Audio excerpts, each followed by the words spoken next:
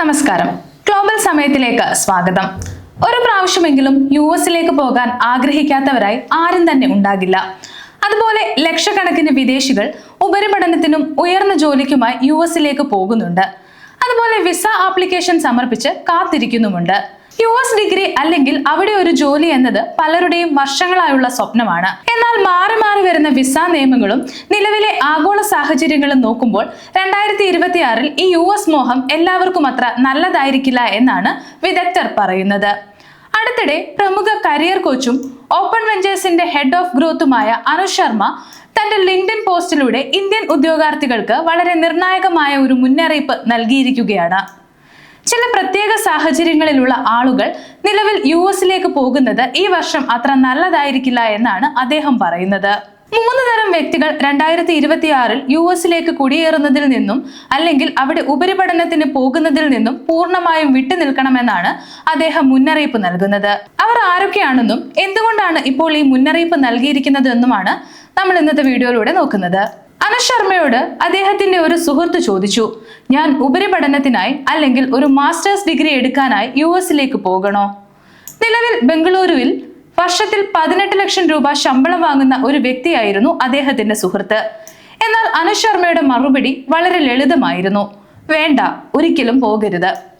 US മോശം രാജ്യമായതുകൊണ്ടല്ല അദ്ദേഹം അങ്ങനെ പറഞ്ഞത്, മറിച്ച് ലോകമെമ്പാടുമുള്ള ലക്ഷക്കണക്കിന് അന്താരാഷ്ട്ര വിദ്യാർത്ഥികൾ കഷ്ടപ്പെട്ട് നേടിയെടുക്കാൻ ശ്രമിക്കുന്ന ഒരു മികച്ച ജീവിത നിലവാരവും വരുമാനവും ഇതിനകം തന്നെ ആ സുഹൃത്തിന് ഇന്ത്യയിലുണ്ട്. അതുകൊണ്ട് തന്നെ വലിയൊരു തുക കടമെടുത്ത് റിസ്ക് എടുത്ത് പോകേണ്ട കാര്യമില്ല എന്നാണ് അദ്ദേഹം പറയുന്നത്. കാരണം യുഎസിലെ ഇപ്പോഴത്തെ സാഹചര്യം വളരെ കഷ്ടപ്പാടുകൾ നിറഞ്ഞതാണ്. അതുകൊണ്ട് തന്നെ ഇന്ത്യയിലുള്ള 3 കാറ്റഗറിയിൽപ്പെട്ടവർ യുഎസിലേക്ക് പോകുന്നത് നല്ലതായിരിക്കില്ല എന്നും അദ്ദേഹം പറയുന്നു. ആരൊക്കെയാണ് ആ 3 കൂട്ടർ? നമുക്ക് നോക്കാം. അനുഷ് ശർമ്മയുടെ അഭിപ്രായത്തിൽ യുഎസ് മോഹം ഉപേക്ഷിക്കേണ്ട ഒന്നാമത്തെ വിഭാഗം ഇന്ത്യയിൽ നിലവിൽ കമ്പ്യൂട്ടർ സയൻസ്, ഇൻഫർമേഷൻ ടെക്നോളജി അല്ലെങ്കിൽ ഡേറ്റ സയൻസ് മേഖലകളിൽ ജോലി ചെയ്യുകയും വർഷത്തിൽ 15 ലക്ഷം മുതൽ 20 ലക്ഷം രൂപ വരെ ശമ്പളം വാങ്ങുകയും ചെയ്യുന്ന ആളുകളാണ്.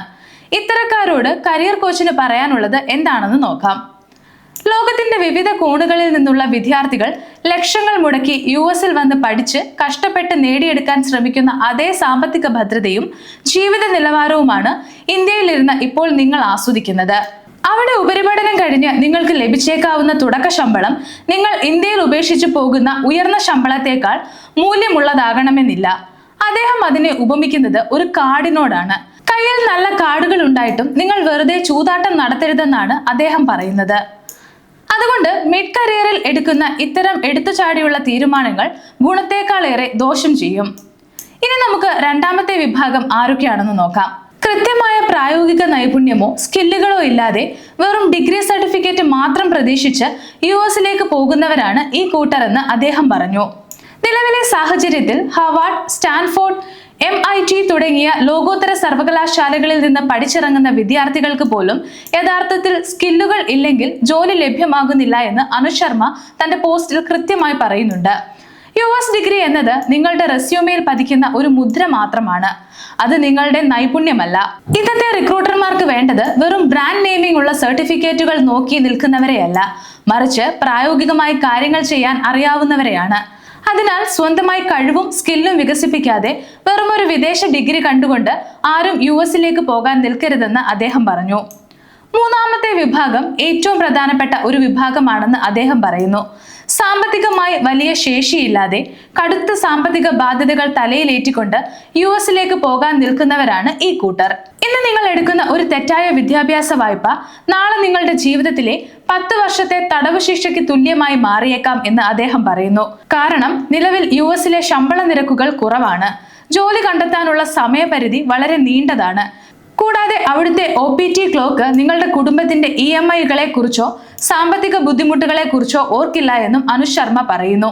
യുഎസ് എന്നത് എല്ലാവരുടെയും ആഗ്രഹമാണ്, പക്ഷേ അത് എല്ലാവർക്കും ഒരുപോലെ ലഭിക്കുന്ന ഒന്നല്ല.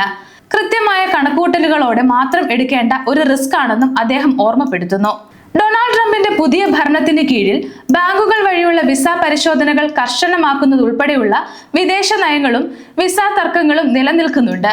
അതുകൊണ്ട് തന്നെ എടുത്തുചാടി വിദേശയാത്ര പ്ലാൻ ചെയ്യുമ്പോൾ കൃത്യമായ കണക്കുകൂട്ടലുകളും അന്വേഷണവും ആവശ്യമാണെന്ന് അദ്ദേഹം മുന്നറിയിപ്പ് നൽകുന്നു.